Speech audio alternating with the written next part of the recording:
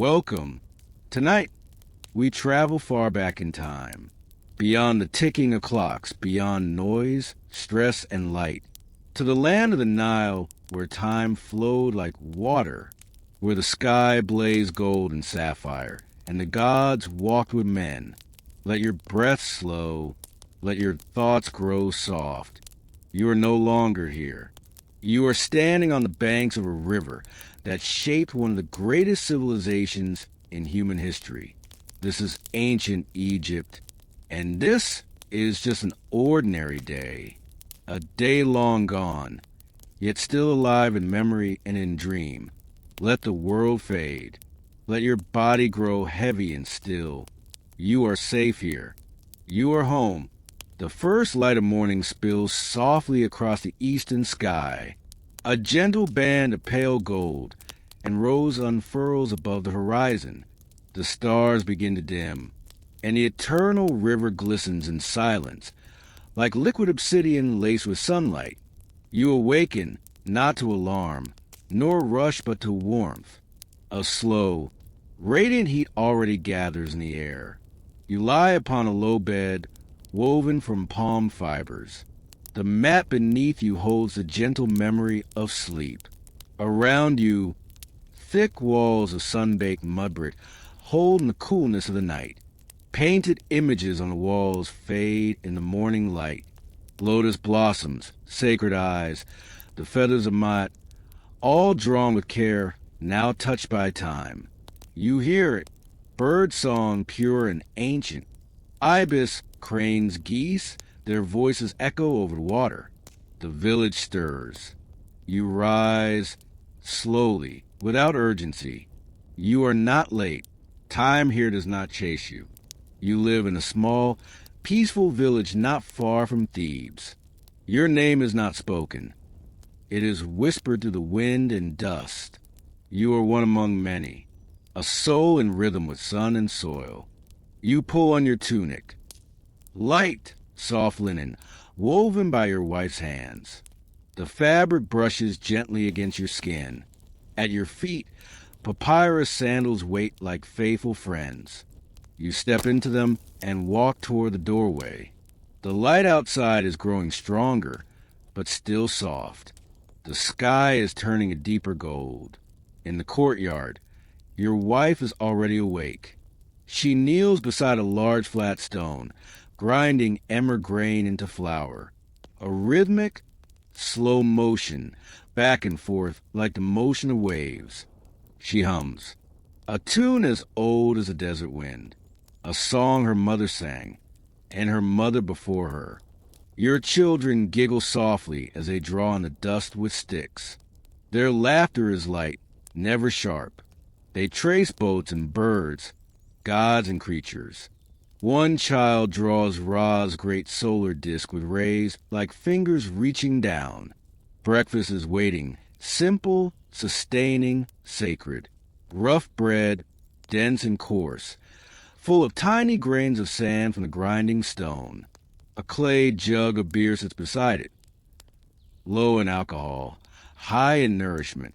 It smells of barley and warmth, a drink for work, for breath, for life.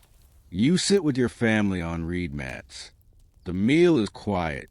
A prayer is whispered to Osiris for life everlasting, to Isis for the strength of protection, to Ra for the fire of the morning. You eat slowly. Every bite is known, every sip honored. The day has begun, but the sun does not rush to rise.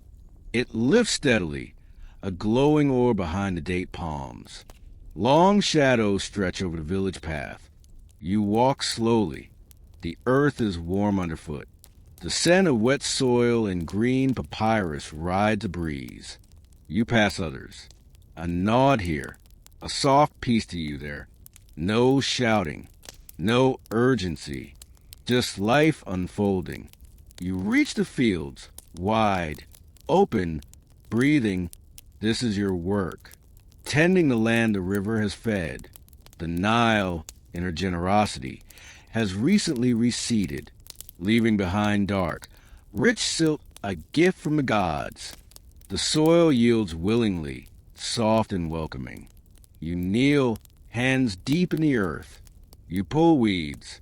Check the canals that carry water into narrow channels. You touch the reeds. You smell the mud. This is labor, but it is not harsh. It is steady, rhythmic. Each movement is a prayer. Above you, the sky opens fully now. Blue, pure, cloudless. The sun is brighter, but still kind. A hawk soars high. You think of Horus. Your heart is calm. Your hands are busy. The day continues. Later, when the sun climbs higher and the air grows still, you rise from the fields and walk toward the temple. Every fifth day you visit, not out of obligation, but balance. You do not beg the gods for things. You go to remember. The temple is carved of limestone and sandstone, great blocks stacked and shaped by hands long dead, yet still alive in every angle and shadow. The columns are tall, etched with symbols and forms. Horus, falcon-eyed, R.A. in his golden boat, Thoth with the head of an ibis, writing all that passes. You remove your sandals. The stone beneath your feet is smooth, cool, sacred. Inside, the air smells of incense. Myrrh and frankincense curl through the shadows like forgotten dreams. A priest stands near the altar, chanting. His voice is low, deep, steady, each word carved from centuries. You approach quietly. You bow your head. You leave a small offering, a handful of dates, a tiny salted fish, a pinch of herbs wrapped in cloth. You whisper a prayer, not for riches, not for victory, just for peace. For another day like this one, for balance. The gods are silent, but they're always listening. Outside, the day is at its height. The sun blazes down. The village moves slowly, as if beneath a great warm ocean. You pass through the market, not to shop, but to see, to be. Stalls are shaded by linen stretched on poles. The air is thick with scent. Onions, garlic, dried fish, herbs, wet clay. Vendors wave lazily with palm fronds. They smile. No one hurries. A man sells papyrus scrolls, carefully inked. A woman arranges baskets of lentils, chickpeas, and leeks. Children run errands with tiny baskets. Their bare feet slap the ground in soft rhythms. You trade a sack of barley for dried figs, and a small jar of honey, golden, thick, precious. Your wife will smile when she sees it. The heat deepens. The breeze grows still. The village becomes quieter, as if holding its breath. You return home, walking slowly. Your feet know the way. The walls of your house seem to shimmer faintly in the sunlight. Inside the courtyard, lunch is waiting. A simple meal, bread made this morning, still warm from the oven's clay belly. A bowl of lentil stew, thick and fragrant with cumin and garlic. Cool slices of cucumber rest on a palm leaf, and beside them a small clay cup of sweet barley beer. You eat beneath the shade of the date palm. Your family sits close. No one speaks too much, only the rustle of leaves above, the creak of a wooden stool, the sigh of wind returning. Your wife wipes her hands and leans back. Your youngest curls beside her, eyes half closed. Your eldest son fans himself slowly, watching the shadows on the wall. Somewhere nearby, a neighbor begins to play a flute, soft and slow, the notes curling like smoke into the air. The village breathes together. The heat now presses gently upon the earth. It is the hour of rest. You lie down on a woven mat. The floor beneath is warm. The shade overhead is deep. You do not sleep fully. You do not wake fully either. You float somewhere in between. Your eyes close. and the world becomes sound and breath. You hear distant voices, a child laughing, a bird calling, a door creaking in the sun.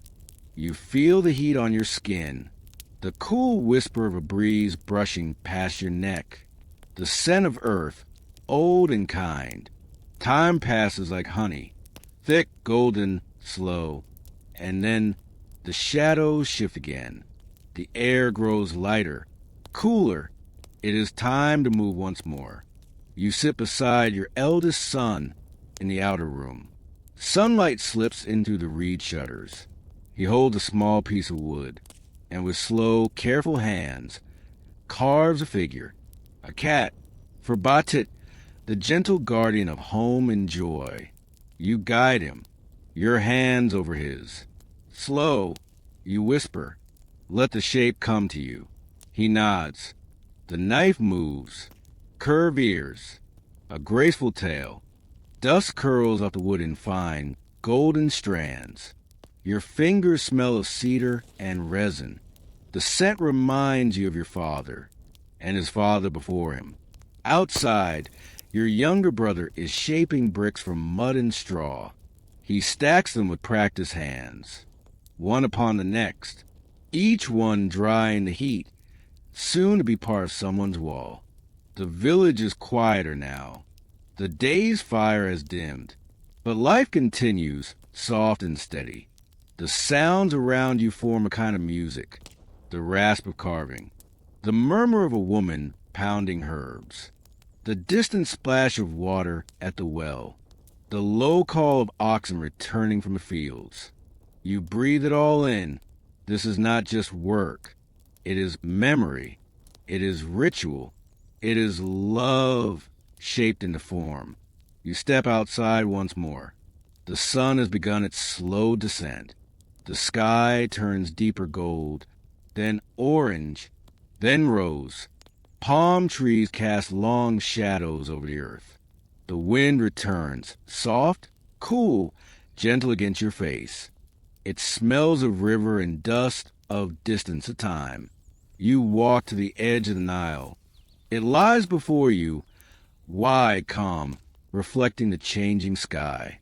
The river glows like molten bronze. Ripples shimmer gently, touched by evening's hand. White herons glide above the surface, wings barely moving. Their reflections dance beside them. Papyrus reeds sway and whisper. You find your favorite spot, a place where the grass is soft and the view is wide. Nearby, children float small wooden boats in the shallows. They giggle softly, their laughter carried by the breeze. One boat holds a tiny figure of R.A. Another is carved like a crocodile. Across the river, the temple catches the last light. The walls shine pale gold. Priests move silently, lighting oil lamps. Thin threads of smoke rise into the sky, offerings to unseen ears. You sit, and for a long moment, you simply breathe. The sky deepens. From gold to violet to deep blue, one star appears.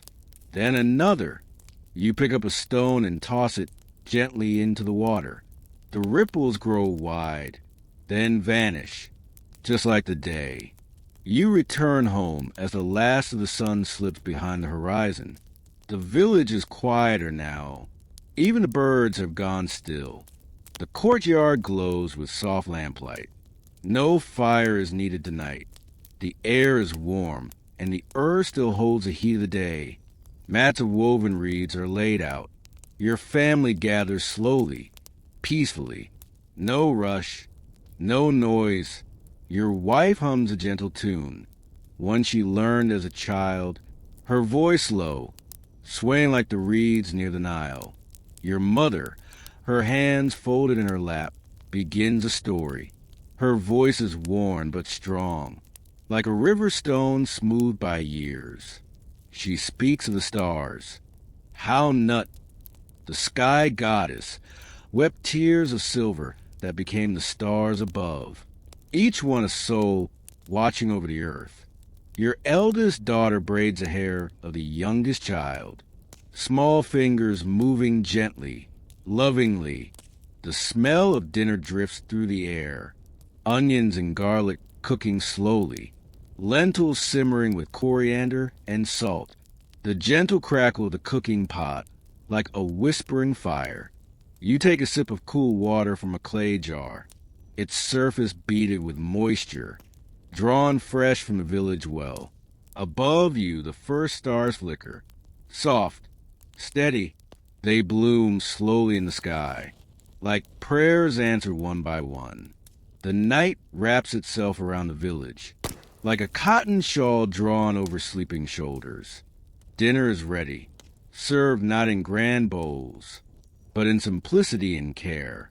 Flatbread warm, brushed lightly with oil. Lentil stew, thick and fragrant. A bowl of rice mixed with chopped herbs. A few black olives. And a slice of dried fig, sweet and rare. Everyone sits together, close, yet unrushed. The oil lamp glows beside you, its light golden, flickering, calm. Moths dance around the flame, their wings soundless, like thoughts that never needed speaking. You listen as your father speaks. In the time of the old kingdom, the gods walk beside us. Their feet touch the same ground. You nod. No one speaks over him. Each word is a seed planted in silence. When the meal ends, there is no noise of clattering bowls, no urgent cleanup, only the quiet settling of bodies and the stilling of the breath. The night deepens, and the stars thicken above, forming rivers of light across the heavens. Now comes a sacred time, the moment everyone waits for. The grandmother clears her throat. Her voice is soft, but carries power. Long ago, she begins, before the world had form, there was only the dark waters of none. Still, deep, endless. The children lean closer. Even the adults listen, as if for the first time. And from those waters rose Adam, alone, a god without sky or earth. He brought forth Shu, the air, and Tefnut, the moisture. They in turn birthed Geb, the earth, and Nut, the sky. She looks up. All of this. She gestures to the stars. Their embrace, their love, their separation, that is why day and night are born. She speaks of Set and Osiris, of brotherly jealousy and divine betrayal, of Isis wandering the world. Gathering the scattered body of her beloved, her voice lowers. Even death, she says, could not silence love. The children are wide-eyed. Even though they know the tale by heart, it always feels like the first time. And this is why, my little ones, every night the sun dies, but every morning it is reborn. She looks at each of them in turn, and so are we. A silence follows, thick with reverence, the kind of silence that only comes after truth is spoken. You lie back on your mat, under the open sky. The stars are countless tonight, bright and patient. You see Sirius, the dog star. It gleams like a silver eye, a herald of the Nile's great flood. You trace constellations with your finger. The boat of Ra, the eye of Horus, the scorpion guarding the realm of shadows. The breeze is cool now, carrying the scent of sweetgrass and clay. You pull a linen cloth over your shoulders. Not heavy, just enough. All around you, the village is still. You hear a dog bark once, then nothing. A baby cries briefly, then falls asleep. You rise quietly and walk to your room. The walls hold the warmth of the day. You lie down on your mat. Your head rests on a wooden headrest, smooth and cool. The oil lamp burns low, then flickers. then fades. Darkness gathers, soft and complete. A cradle made of shadows. Your breathing slows. Your body relaxes. The world recedes, like the Nile slipping into the sea. Sleep has taken you gently, but this is no ordinary sleep. Not a closing of the eyes, but a doorway, a quiet step into another world. In ancient Egypt, sleep was sacred, a bridge between life and the afterlife, between the seen and the unseen, between the waking world and the Duat, the realm of the night, the land of the gods and the dead. You begin to dream, but it feels more real than waking.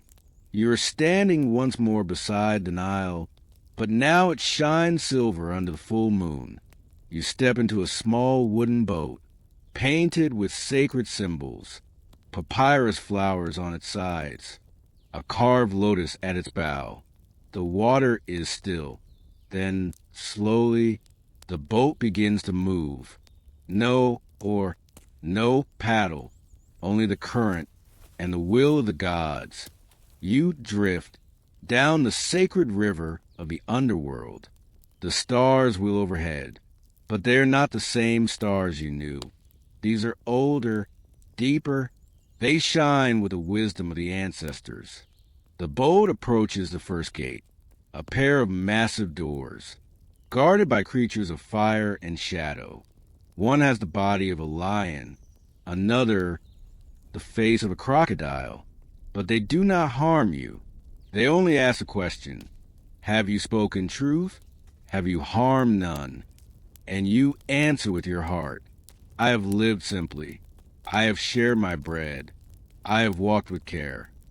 The gates open silently, and you pass through. The Duat is not dark. It glows with strange, otherworldly light. Blue, gold, violet. Colors not seen in the waking world. You pass through shadowed valleys, under floating mountains, across sand that whisper your name. Then you arrive, a place of peace, a mirror of life, but perfect, timeless. The field of reeds, Egypt's paradise. Golden fields stretch far beyond the horizon. The Nile winds lazily through the land. Papyrus stands tall, and gentle breezes make the reeds sing like harps.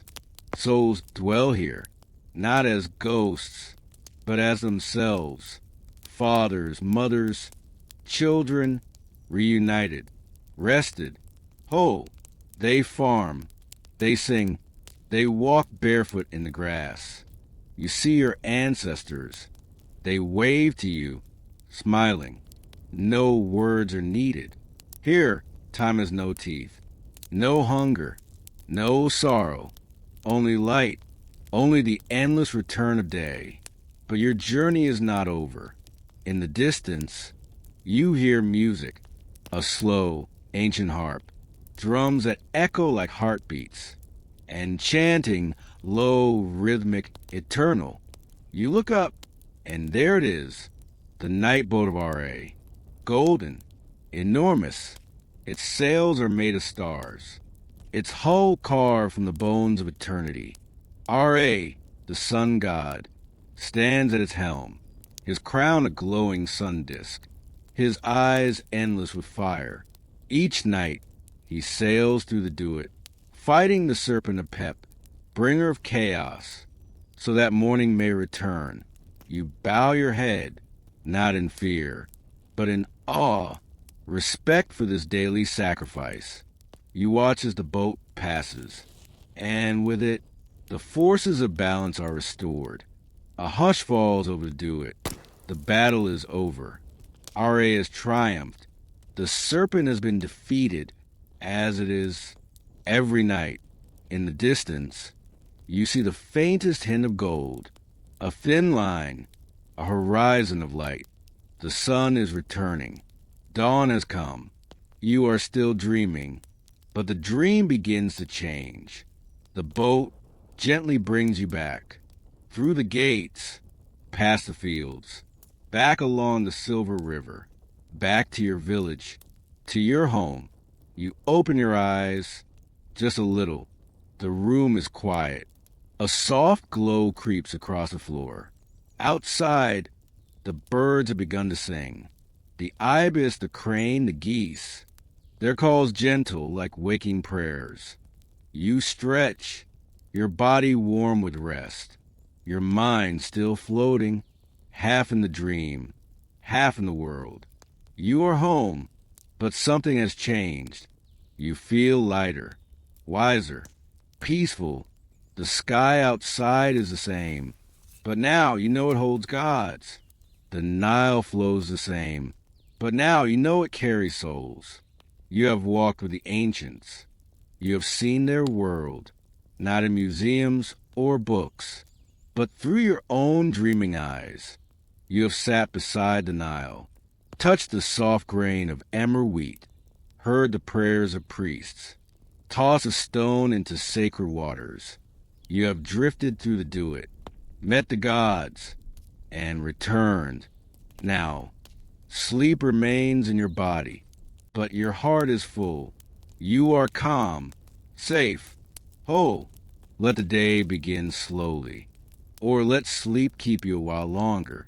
Either way, you are held by time, by memory, by peace. Thank you for walking this path, through ancient lands, through story, through stars, through silence. May the gods watch over your rest, and may your dreams be long and filled with light until we meet again